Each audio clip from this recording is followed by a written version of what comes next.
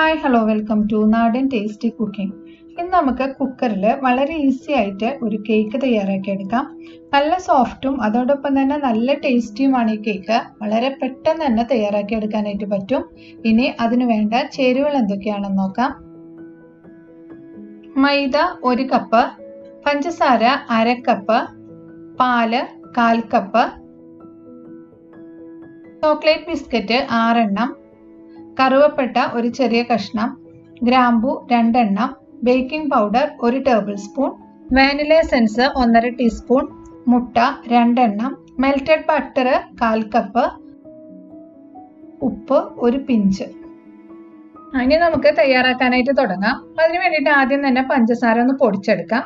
അപ്പൊ മിക്സിയുടെ ഒരു ജാറിലോട്ട് 1/2 കപ്പ് പഞ്ചസാര ഇട്ട് കൊടുക്കാം. അതിന്റെ കൂടെ തന്നെ കറുവപ്പട്ടയും ഗ്രാമ്പും കൂടി ഇട്ടിട്ട് നന്നായി പൊടിച്ചെടുക്കാം. ഇതുപോലെ നന്നായിട്ട് പൊടിച്ചെടുക്കണം കേട്ടോ. ഇനി ബിസ്ക്കറ്റ് ഇതുപോലെ ചെറിയ പീസസ് ആക്കിയത് ഇട്ടിട്ട് നന്നായിട്ട് ഒന്ന് പൊടിച്ചെടുക്കാം.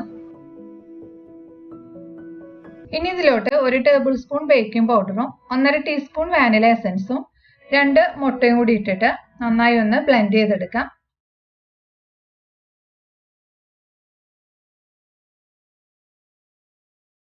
ഇതുപോലെ ഒന്ന് ബ്ലെൻഡ് ചെയ്തെടുക്കാം കേട്ടോ. ഇനി അതിലോട്ട് മൈദ ചേർത്ത് കൊടുക്കാം. ഇത് 2 തവണ നന്നായിട്ട് അരിച്ചു വെച്ചിട്ടുള്ള മൈദയാണ് കേട്ടോ. ഇനി അത് ചേർത്ത് കൊടുക്കാം. അതിന്റെ കൂടെ തന്നെ ബട്ടർ കൂടി ചേർത്തിട്ട് നന്നായി ഒന്ന് ബ്ലെൻഡ് ചെയ്തെടുക്കാം.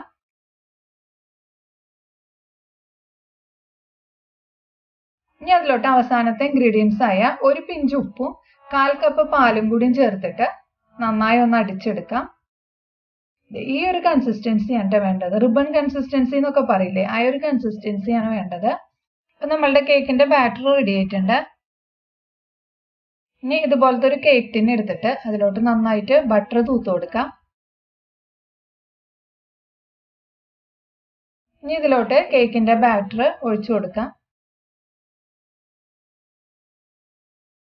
ഇനി ഒരു ഫോർക്കോ വിസ്കോ ഉപയോഗിച്ചിട്ട് ചെറുതായിട്ട് ഇതുപോലെ ഒന്ന് മിക്സ് ചെയ്ത് കൊടുക്കാം. എന്നിട്ട് എയർ ബബിൾസ് ഒക്കെ ഉണ്ടെങ്കിൽ പോകാൻ വേണ്ടിയിട്ട് നന്നായി ഒന്ന് ഇതുപോലെ തട്ടി കൊടുക്കാം. ഇനി കുക്കർ ഒന്ന് പ്രീ ഹീറ്റ് ചെയ്യാനായിട്ട് വെക്കാം. അപ്പൊ അതിന് വേണ്ടിയിട്ട് ഒരു വലിയ കുക്കർ, ഇതിപ്പോ ഒരു 4 ലിറ്ററിന്റെ കുക്കറാണ് കേട്ടോ.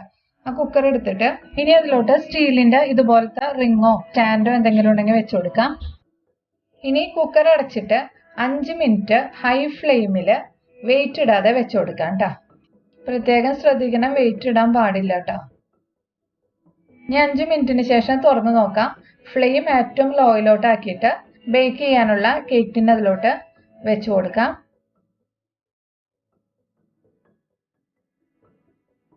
ഇനി ഏറ്റവും ലോ ഫ്ലെയിമിൽ വെയിറ്റ് ഇടാതെ കുക്കർ അടച്ചിട്ട് 35 മിനിറ്റോളം ബേക്ക് ചെയ്തെടുക്കാം.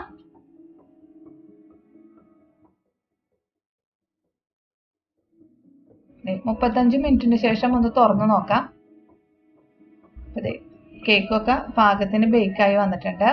ഇനി ഇത് കുക്കറിൽ നിന്ന് എടുത്തിട്ട് തണുക്കാനായിട്ട് മാറ്റി വെക്കാം.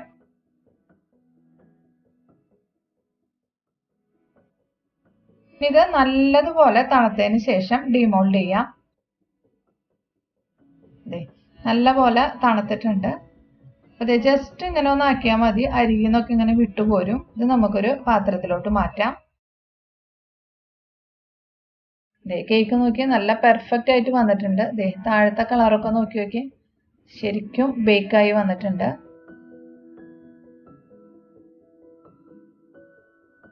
ഇനി നമുക്ക് ഇതൊന്ന് മുറിച്ച് നോക്കാം.